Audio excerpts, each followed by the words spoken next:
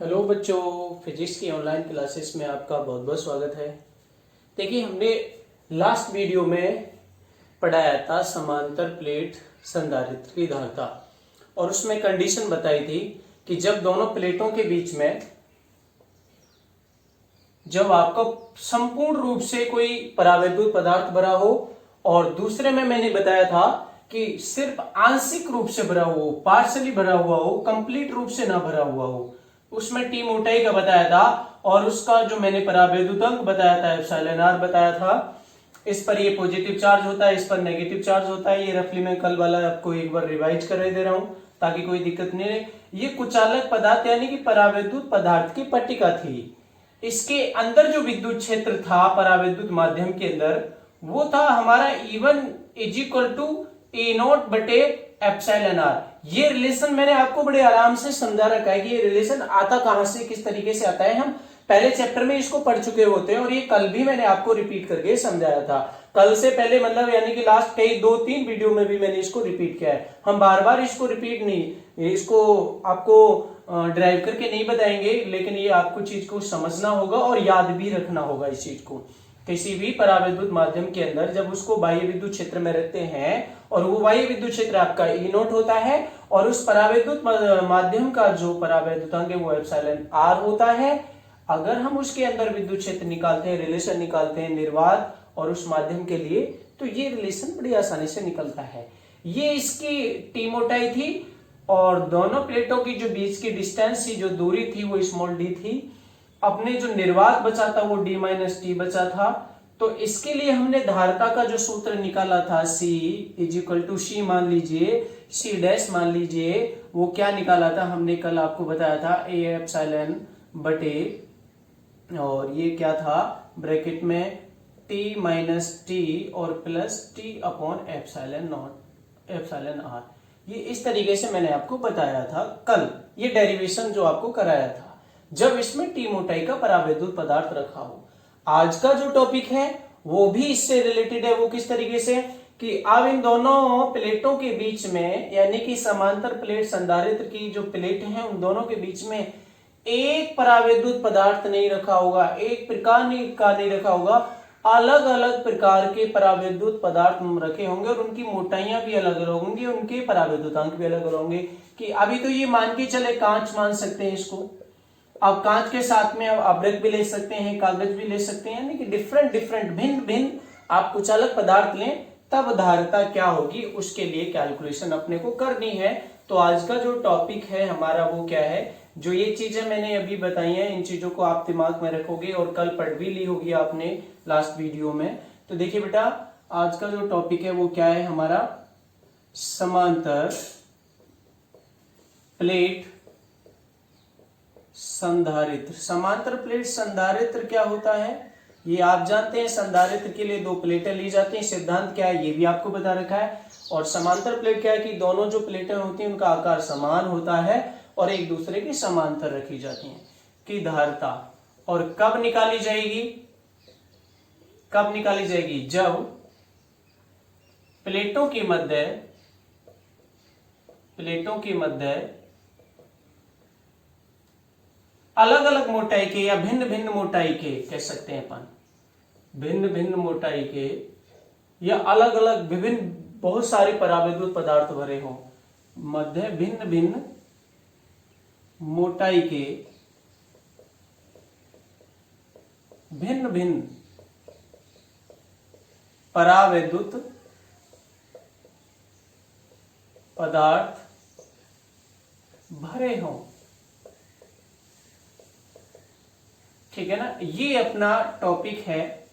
और आपको इस तरीके से भी पूछा जा सकता है कि अलग अलग प्रकार के परावैद्युत पदार्थ भरे हों तो समांतर प्लेट के संधारित्र की धारिता ज्ञात कीजिए, क्या होगी।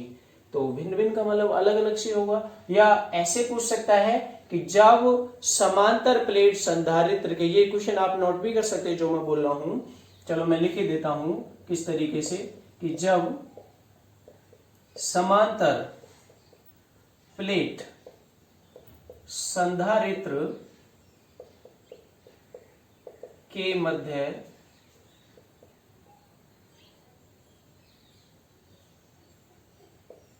बहुत सारे परावैद्युत पदार्थ भरे हों तो उसकी धारता ज्ञात कीजिए। देखिए, ज्ञात कीजिए का मतलब है कि आपको पूरा सूत्र निकालना है, और अगर उसका फॉर्मूला पूछने की बात है तो आप डायरेक्टली फॉर्मूला रख देंगे, वो 1 नंबर की बात है। और ये बड़ा इंपॉर्टेंट चीज है कंपटीशन के लिए भी और आपके बोर्ड क्लासेस में भी है। तो हम, और है बहुत सरल टॉपिक, एकदम बहुत सरल है। देखिए किस डायग्राम किस तरीके से इसका बनाया जाएगा कि आपको समांतर प्लेट संधारित्र तो लेना ही है, ठीक है ना। आप जानते हैं समांतर प्लेट संधारित्र में 2 प्लेटें होती हैं, बिल्कुल होती हैं। एक, दोनों का आकार समान होता है, बिल्कुल समान होता है, और दोनों पर आवेश भी समान होता है। इस पर प्लस क्यू है तो और इस पर माइनस क्यू है। ये बाकी मैंने ये प्लस प्लस प्लस यूं नहीं दर्शा रहा हूं, ये पूरे पे समान रूप से फैला हुआ है, चालक प्लेटें होती हैं। ओके, अब इनके बीच की अपने को दूरी कितनी मान लेनी है, दोनों प्लेटों के बीच की दूरी d। ये अभी आप जानते हो, चलो मैं दर्शा देता हूं, कोई डाउट नहीं है आपको। ये पॉजिटिव पॉजिटिव है एक प्लेट के ऊपर, और इस प्लेट पर ये नेगेटिव नेगेटिव है। दोनों पर आवेश समान है, दोनों का क्षेत्रफल समान है, तो दोनों पर पृष्ठ आवेश घनत्व भी समान होगा प्लेटों पर। अपन क्या करते हैं कि इसमें अलग अलग मोटाई के अलग अलग परावैद्युत पदार्थ लेते हैं, कि कांच की एक पट्टी ले ली, दूसरी पट्टी कागज की ले ली, तीसरी पट्टी अभ्रक की ले ली, चौथी पट्टी और कोई कुचालक पदार्थ ले लिया, मतलब बहुत सारे इसके अंदर कुचालक पट्टी रख देते हैं। तो अपन रखते हैं कि पहले कोई अलग, ये एक पट्टी ली मैंने, थोड़ी सी जगह छोड़ दी है, संपूर्ण रूप से नहीं भरा हुआ है। संपूर्ण रूप से भरेगा तो क्या हो जाएगा ये देखेंगे अपन अभी थोड़ी देर में, इसके लास्ट में समझा देंगे कि ये आपने T1 मोटाई की है, कितनी बच्चों, T1 मोटाई की, और इसका परावैद्युतांक एप्सिलॉन R1 होगा, और कंपटीशन में कभी कभी कैपिटल K1 भी लिखा हुआ मिल सकता है।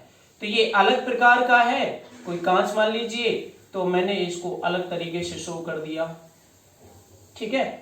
अब इसके पास में दूसरा ही बिल्कुल सटा करके कितनी मोटाई का, T2 मोटाई का दूसरा कोई परावैद्युत पदार्थ रख दिया, जैसे मान के चलते लकड़ी रख दिया, कागज रख दिया।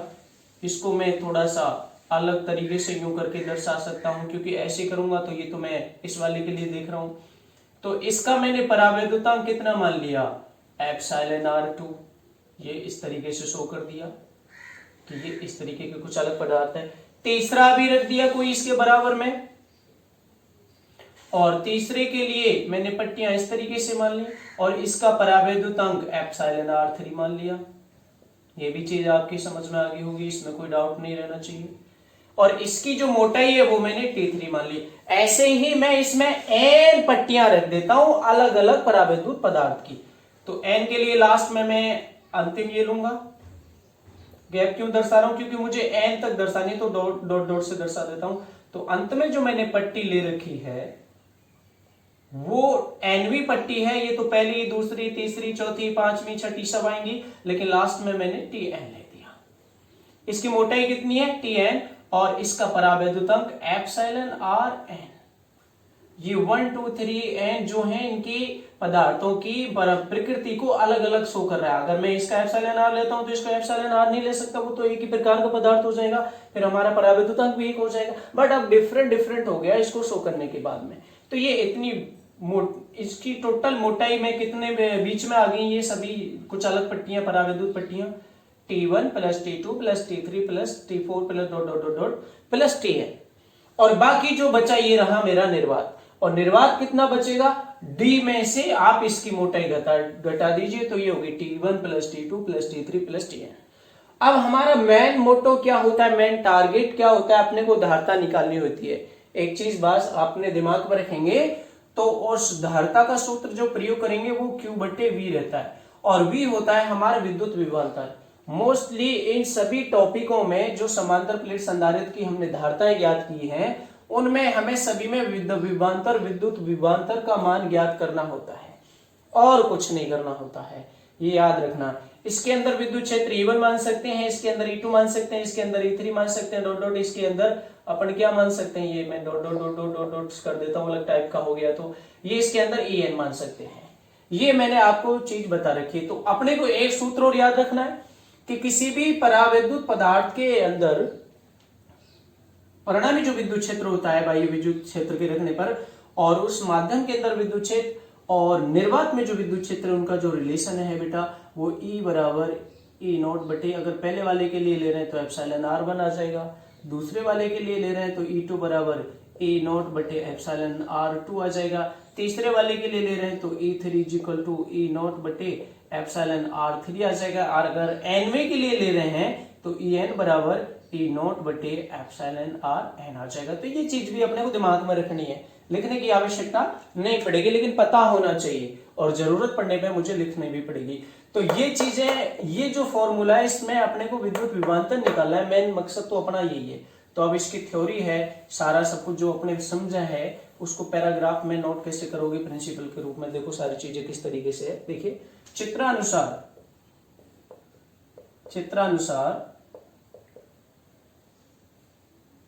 एक समांतर प्लेट संधारित्र है जिसकी प्रत्येक प्लेट, यानी कि दो प्लेट है और प्रत्येक प्लेट पर आवेश का परिमाण कितना है, जिसकी प्रत्येक प्लेट पर आवेश का मान कितना है Q, एक पर प्लस Q तो दूसरे पर माइनस Q, ठीक है, तथा दोनों प्लेटों के बीच की दूरी कितनी है, दोनों प्लेटों के बीच की दूरी है स्मॉल डी, बीच की दूरी स्मॉल डी, और क्षेत्रफल, प्रत्येक प्लेट का क्षेत्रफल कितना मानेंगे, प्रत्येक प्लेट का क्षेत्रफल कितना होगा बच्चों, कैपिटल A, और लास्ट में आप आवेश घनत्व कितना मान सकते हैं, पृष्ठीय आवेश घनत्व होगा, क्योंकि इस चालक प्लेट का पृष्ठ होगा, पृष्ठ पर ही आवेश होता है तो सिग्मा होगा। ये चीज अपने को पता चल गई। अब इन प्लेटों के बीच में, यानी कि इन प्लेटों के बीच में आपने क्या रखा है, इन प्लेटों के मध्य क्रम से T1, T2, T3 dot dot dot dot Tn मोटाई के अलग अलग है ना, अलग अलग epsilon R1, epsilon R2, epsilon R3, epsilon R4 आएगा डॉट डॉट करके मैं कर देता हूं, एप्सिलॉन Rn वाले परावैद्युतांक वाले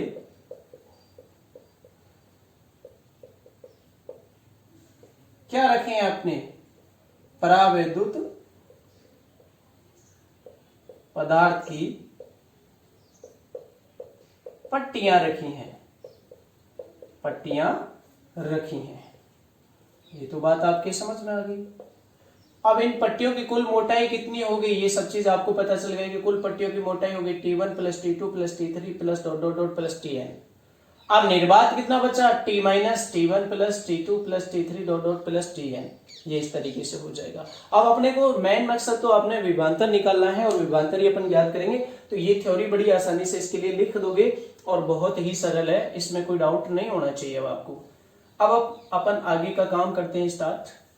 देखिए ऊपर वाले में इस हेडिंग को भी मिटा दूं ताकि मैं इसकी जगह लिख सकूं। तो देखिए बेटा किस तरीके से करना है अपने को।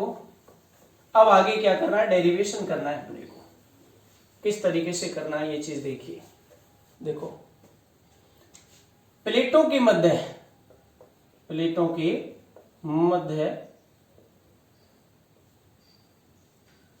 कुल परावैद्युत पदार्थ की पट्टियों की कुल मोटाई कितनी होगी, पट्टियों की कुल दूरी कर लो, कुल मोटाई कर लो, कितनी होगी बेटा, बराबर T1 plus T2 plus T3 plus dot dot dot dot plus Tn, ये हो जाएगी। अब निर्वात कितने बचे, सारे में नहीं भरी हुई है, याद रखना, कुछ जगह बची हुई है जिसमें निर्वात है, तथा प्लेटों के मध्य निर्वात कितना बचा, प्लेटों के मध्य निर्वात कितना बचा, निर्वात के लिए दूरी कितनी ऊंची, निर्वात के लिए निर्वात की दूरी कर दीजिए आप, कितनी बची, d माइनस, ये अब t नहीं है, कितनी है बेटा, T1 plus T2 plus T3 plus dot dot dot dot dot plus Tn, ये बची आपकी निर्वात के लिए, ये और ये निर्वात तो बचा। अब पूरी में से डी में से ये तो घटाओगे और इनके लिए दूरी कितनी है ये अपने जोड़ ली। अब मुझे क्या करना है, अब प्लेटों के मध्य सीधा सीधा मुझे विद्युत विभवांतर निकालना है। प्लेटों के मध्य विद्युत विभवांतर बहुत सरल है, बराबर क्या होगा, निर्वात का विद्युत विभवांतर, निर्वात में विद्युत विभवांतर प्लस प्लेटों के मध्य, प्लेटों के है ना, जो आप सॉरी प्लेट नहीं है, जो परावैद्युत पट्टी है ना, इनका विभवांतर, परावैद्युत पट्टियों के, सभी पट्टियों का विद्युत विभवांतर, ये अपने को करना है एकदम सरल तरीके से। अब अपन सूत्र का प्रयोग करेंगे, कौन सा सूत्र का उपयोग करेंगे, नोट में आप इसको लिख लीजिए, सूत्र कौन से, सूत्र V बराबर A इंटू डी का प्रयोग करेंगे अपन। ये आपको सभी को पता है, ये कल भी बता चुका हूं लास्ट वीडियो में कि V बराबर A इंटू डी कहां से आता है। तो देखिए बेटा क्या हो जाएगा, ये V से डिनोट कर देते हैं अपन, तो V इज इक्वल टू निर्वात में विद्युत विभवांतर कितना होता है, सूत्र का प्रयोग करेंगे तो निर्वात के लिए विद्युत क्षेत्र कितना होता है, E नॉट होता है, इंटू डी। अब डी की जगह निर्वात में दूरी कितनी बची वो लिखेंगे अपन, कितनी है बेटा, d minus T1 plus T2 plus T3 plus dot dot dot dot plus Tn, ये अपना यहां तक कंप्लीट हुआ, ठीक है। प्लस अब पट्टियों के अंदर इस पट्टी का प्लस इस पट्टी का प्लस इस पट्टी का प्लस इस पट्टी का, अब इस पट्टी के लिए क्या होगा, बहुत ही सरल हो जाएगा, कितना हो जाएगा, देखिए बेटा, इस पहली वाली पट्टी के लिए विद्युत क्षेत्र कितना माने हम, E1 माने, और इसकी मोटाई कितनी है, यानी कि D की जगह T1 आ जाएगा, प्लस दूसरी पट्टी का माने तो E2 इंटू T2 आ जाएगा, प्लस तीसरी पट्टी का माने तो E3 इंटू T3 आ जाएगा। ये E1 E2 E3 डॉट ये सब कुछ है क्या, इन परावैद्युत पदार्थ के अंदर परिणामी विद्युत क्षेत्र जो बचता है वो हम कल भी बता चुके हैं। पहली एक पट्टी थी तो E1 माना था, दूसरे के लिए E2, तीसरे के लिए E3, ऐसे हो जाएगा, plus dot dot dot plus last वाले के लिए En इंटू Tn, और इनको मैं स्टार्टिंग करने में पहले इनकी वैल्यू लिखवा चुका हूं, तो ये हो जाएगा, या V is equal to E naught, देखिए D minus T1 plus T2 plus T3 plus dot dot dot dot plus Tn, ये कंप्लीट हुआ यहां तक। प्लस E1 कितना होगा, E1 होगा E नॉट बटे एप्सिलॉन R1, ये मैंने अभी जस्ट पीछे बताया था कैसे, चूंकि निर्वात में और माध्यम में विद्युत क्षेत्र का जो रिलेशन होता है Em बराबर E नॉट बटे एप्सिलॉन R होता है। पहले के लिए माध्यम में विद्युत क्षेत्र Em की जगह E1 आएगा, निर्वात में आपका E नॉट ही है, और उसके लिए परावैद्युत पदार्थ का माध्यम परावैद्युतांक कितना है, एप्सिलॉन R1, तो एप्सिलॉन R की जगह epsilon R1 into T1, plus दूसरे के लिए E नॉट बटे epsilon R2 into T2 plus dot dot, चलो T3 वाला भी लिख देते हैं, E नॉट बटे epsilon R3 into T3 plus last वाले के लिए प्लस E नॉट बटे एप्सिलॉन Rn इंटू Tn। ये हमारा यहां तक डेरिवेशन है। अब कुछ नहीं करना है, बड़ा सरल है, इसको सरल करते चले जाना है। देखिए इन सभी में से ये पूरा पद, एक ब्रैकेट लगा रखा है मैंने, ये इन सभी में कॉमन क्या दिख रहा है बच्चों आपको, E नॉट, क्या कॉमन है, E नॉट, तो नेक्स्ट वाली लाइन के लिए देखो अपन क्या करेंगे अब।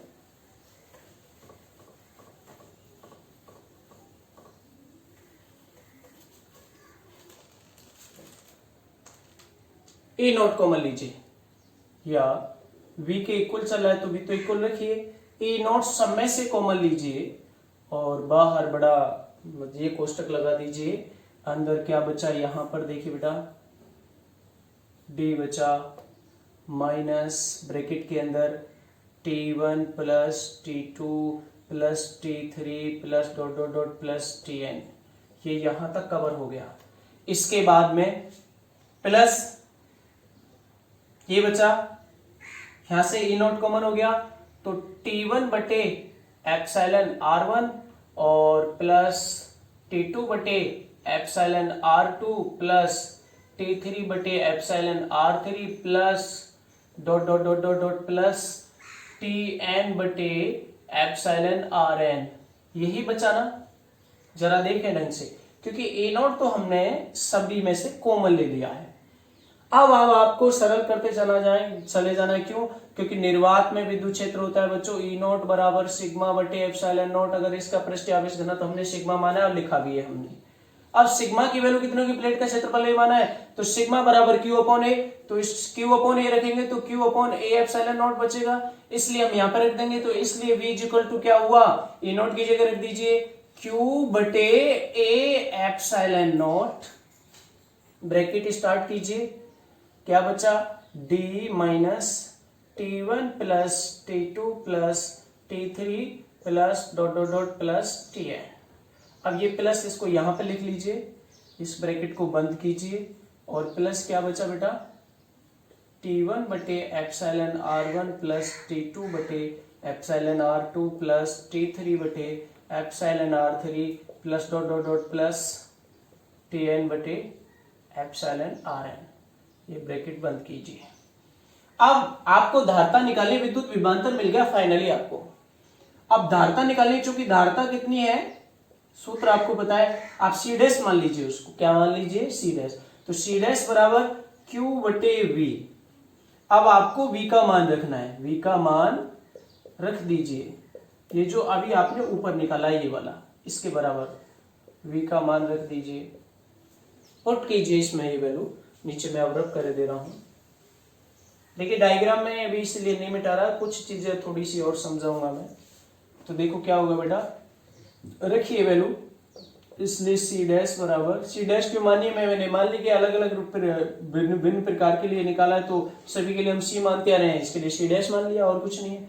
क्यू बटे वी, वी की वैल्यू रखो तो क्यू बटे A epsilon not, bracket start कीजिए, बाकी फटाफट से ये सारी चीजें लिख दीजिए, क्या बड़ा ब्रैकेट स्टार्ट करके d माइनस अंदर t1 plus t2 plus t3 plus dot dot dot plus tn, ये कंप्लीट कर दिया तो ब्रैकेट बंद कीजिए, प्लस ये वाला t1 बटे एप्सिलॉन r1 प्लस t2 बटे एप्सिलॉन r2 प्लस t3 बटे एप्सिलॉन r3 और plus dot dot plus tn बटे एप्सिलॉन rn, ब्रैकेट बंद कीजिए। अब ये q से तो q कैंसिल हो जाएगा,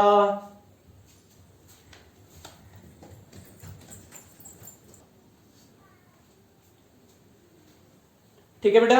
अब इसके बाद में ये अपन ए एप्सिलॉन नॉट है ना, ये ऊपर जाएगा और बाकी तो ये सारा आपका नीचे ही रह गया। क्या हो जाएगा, क्या हो जाएगा बच्चों, क्या हो जाएगा, देख रहे हो, देखिए क्या हो गया, नेक्स्ट लाइन में C dash is equal to A epsilon कहां पहुंचा, ऊपर, ए एप्सिलॉन नॉट ऊपर पहुंच गया, नीचे क्या बचा d माइनस ब्रैकेट में t1 plus t2 plus t3 plus dot dot dot dot plus tn, ठीक है ना। अच्छा अब इसके बाद में ये बचा, इसको भी साथ में लिखिए, तो t1 बटे एप्सिलॉन r1 प्लस t2 बटे एप्सिलॉन r2 और प्लस t3 बटे epsilon r3 plus dot dot dot plus, ये सब बट्टे के नीचे आएगा, किसके नीचे आएगा, बट्टे के नीचे, किसके नीचे, बट्टे के नीचे, tn बटे एप्सिलॉन r है, ये चीज होगी। ओके, ये कंप्लीट हो गया। अब ये चीज है, अब मैंने इसको डायग्राम को क्यों नहीं मिटाया पता है इसमें, इसलिए नहीं मिटाया ताकि अब मैं बता सकूं कि अगर मान के चले ये पूरी कंप्लीट में भरी हो पूरी मोटाई, एक इंपॉर्टेंट चीज मान के चले। अब देखिए ये जो डेरिवेशन था कल वाले लास्ट वाले डेरिवेशन से भी आप डायरेक्ट कर सकते थे, उसमें मैंने d minus T plus T upon epsilon R one बताया था, ठीक है ना। अब उसमें अलग अलग पट्टियां हो गई थी तो अलग अलग मोटाई ले ली, चाहे आप ऐसे डेरिवेशन कर दीजिए और बोर्ड में पूछा जाए तो आपको ऐसे करना जैसे मैंने आपको बताया है। अगर मान के चले माना T1 plus T2 plus T3 plus dot dot dot plus Tn बराबर D हो, इसका सेंस क्या निकला, इसका सेंस निकला कि ये आपने संपूर्ण में पट्टियां भर डाली और संपूर्ण में पट्टियां भर डाली तो इसकी जगह में क्या रख दूंगा D, और तो ये क्या हो जाएगा D माइनस डी, मतलब ये तो जीरो, और इसकी जगह ये क्या हो जाएगा फिर बाकी ये बच रहेगा अपना। तो तब क्या होगा C डैश जो धारता बढ़ेगी आपकी A एप्सिलॉन नॉट बटे, क्योंकि ये तो पहला पद तो जीरो ही हो गया, ये पूरा कंप्लीट होगा क्योंकि इसकी जगह आप क्या रखने वाले हो D रखने वाले हो, तो D माइनस डी आ जाएगा तो जीरो हो जाएगा, तो जीरो प्लस ये बचेगा तो जो बचा उसको लिख दीजिए epsilon R one plus T2 बटे एप्सिलॉन आर टू और प्लस T3 बटे epsilon R three plus dot dot dot dot plus Tn बटे एप्सिलॉन आर है। तो ये हमारा डेरिवेशन हो गया।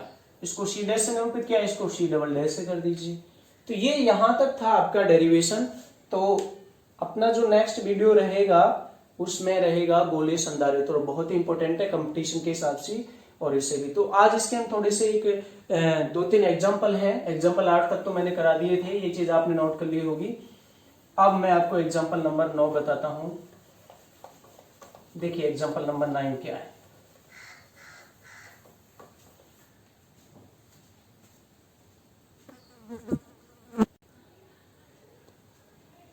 देखिए क्वेश्चन आपके सामने लिखा हुआ है एग्जांपल नंबर 9 कि एक समांतर प्लेट संधारित्र की प्लेट को का क्षेत्रफल 100 सेंटीमीटर स्क्वायर है।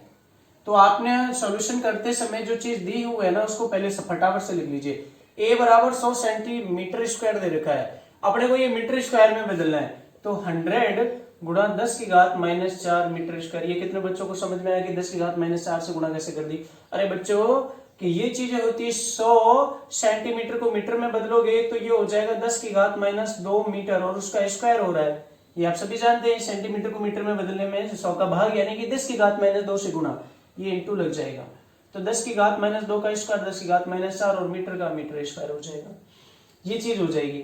और अपने को क्या देगा, उनके बीच की जो दूरी है डी, प्लेटों के बीच की दूरी को किससे निरूपित करते हैं, स्मॉल डी से, और स्मॉल डी दे रखी है 1 mm, इसको भी मीटर में बदलिए।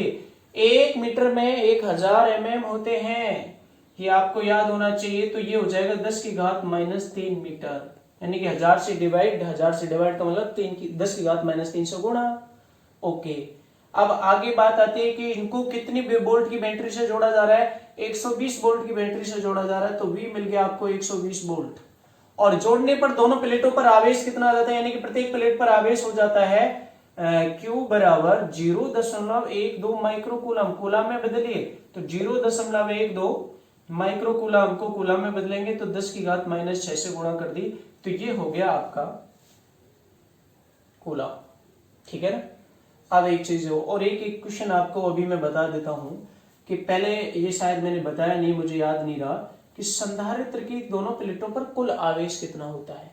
इस पर प्लस क्यू आता है और माइनस क्यू आता है, तो कुल आवेश कितना हुआ 0। ये याद रखना बच्चों, कुल आवेश होगा प्लस क्यू और माइनस क्यू बराबर 0। शायद अगर नहीं बताया हो तो ध्यान रखना, ये कॉमन सेंस की बात है, वैसे तो पता होना चाहिए अपने से। इसके अंदर जो परावैद्युत प्लेटों के बीच में परावैद्युत पदार्थ भरा हुआ है और उसका परावैद्युतांक एप्सिलॉन आर ज्ञात करना है। क्या करना है, एप्सिलॉन आर ज्ञात करना है। अब चूंकि मुझे पता है प्लेट की संधारित्र प्लेट की संधारिता क्या होती है, C बराबर, अगर उसके, अब मैं इसमें क्या मान के चलूंगा, एप्सिलॉन माना परावैद्युतांक कितना है एप्सिलॉन आर, और एप्सिलॉन आर परावैद्युतांक भरने से धारिता कितनी हो जाती है, C बराबर निर्वात के लिए कितनी होती है, A epsilon not upon D, है ना। लेकिन जितने परावैद्युतांक का इसमें पदार्थ भरा जाता है वो उसको भरने से उतनी गुनी हो जाती है। ये कहां बताया मैंने आपको, बताया था कहां कि गोलीय चालक की धारिता में भी बताया और समांतर प्लेट संधारित्र की धारिता में बताया कि जब उनके बीच में परावैद्युत पदार्थ बताया, कल वाली लास्ट वीडियो में भी बताया मैंने, है ना। तो ये इसको आप अच्छी तरीके से समझ लोगे। चूंकि C बराबर होता है Q बटे V, क्या होता है Q बटे V, कैपिटल Q मान लीजिए। तो ये भी C के बराबर है और ये भी C के बराबर है, तो क्या हो जाएगा, Q बटे V बराबर epsilon R A epsilon not बटे D। Q का मान यहां से रखेंगे आप, कहां पर है, ये रहा। V का मान 120 वोल्ट है, एप्सिलॉन R आपको ज्ञात करना है। A क्षेत्रफल कितना है, ये रहा, इसको रखोगे आप मीटर स्क्वायर में ऐसी पद्धति में। एप्सिलॉन नॉट कितना होता है ये आपको पता है, 8.85 गुणा 10 की घात -12 coulomb square newton into metre square. Okay, ये आपको मिल गया। और डी कितना है, 1 mm यानी कि 10 की घात -3 मीटर। आप सब वैल्यू रखिए, सरल हो जाएगा बड़ा आराम से। इस चीज को आप ध्यान से मुझे आप सॉल्व करोगे। अब एग्जांपल नंबर 10 और बताते हैं। कैलकुलेशन जरूर करनी है आपको, 100% करनी है। देखिए एग्जांपल नंबर 10 क्या है। देखिए बेटा, एग्जांपल नंबर 10 बहुत सरल है, सॉल्यूशन कर देंगे हम इसका। तो मैंने तरीका बता रखा है कि आप देखिए जो वैल्यू दे रखी है ना वो लिख दीजिए आप। तो एक समांतर प्लेट संधारित्र है जिसके प्लेट का क्षेत्रफल A का मान दे रखा है 2 गुणा 10 की घात -2 मीटर स्क्वायर। प्लेटों के बीच की दूरी को हमेशा आप D से निरूपित करते हैं, तो D का मान है 0.01 मीटर। अब प्लेटों के बीच में कोई एक कुचालक पट्टी जिसे परावैद्युत पट्टी कहते हैं, जैसे अभी मैंने डेरिवेशन में बताई थी, उसकी मोटाई हमेशा हम T से निरूपित करते हैं, तो T का मान 6 mm। mm को मैंने किस में बदल दिया, मीटर में, 10 की घात -3 से गुणा करने पर वो रख दी जाती है। और किसकी पट्टी है, एबोनाइट। एबोनाइट क्या है, कुचालक पदार्थ होता है या परावैद्युत पदार्थ रखते हैं, जिसका परावैद्युतांक एप्सिलॉन r का मान कितना है, 3। तो उसकी धारिता पूछिए, सब कुछ आपके सामने दिया हुआ है, जो गिवन है ना, जो दिया हुआ है आप उसको लिखेंगे जरूर कि क्षेत्रफल दे रखा है 2 गुणा 10 की घात -2 मीटर स्क्वायर। तरीका तो यही होता है सॉल्व करने का, न्यूमेरिकल। और d बराबर है 0 पॉइंट, दोनों के बीच की दूरी, और t का मान है 6 गुणा 10 की घात -3 मीटर। और परावैद्युतांक एप्सिलॉन r बराबर कितना है बेटा, 3 होता है, और ये मात्रहीन होता है। अब चूंकि धारिता जब t मोटाई की पट्टी रख दी जाती है, तो मैंने आपको बता रखा है A एप्सिलॉन नॉट बटे D - T plus T upon epsilon r। सबकी वैल्यू रखोगे, A का मान ये रहा, और एप्सिलॉन नॉट तो कई बार बता चुका हूं, तो याद भी हो चुकी होगी, 8.85 गुणा 10 की घात -12 कूलम स्क्वायर बटे न्यूटन इंटू मीटर स्क्वायर, ये दी हुई है। तो आप सभी वैल्यू इसमें रखेंगे, सबकी वैल्यू दी हुई है, कैलकुलेट करना है। क्वेश्चन नंबर 11, एग्जाम्पल नंबर जो 11 है, आप उसको ढंग से खुद ट्राई करोगे दिमाग लगा करके कि किस तरीके से सॉल्व करना है। सही दिया हुआ है, जिनके समझ में आ जाता है ठीक है, नहीं तो मैं कल उसको बताऊंगा। तो आप उसको एग्जाम्पल नंबर 11 को अच्छे तरीके से ट्राई करेंगे।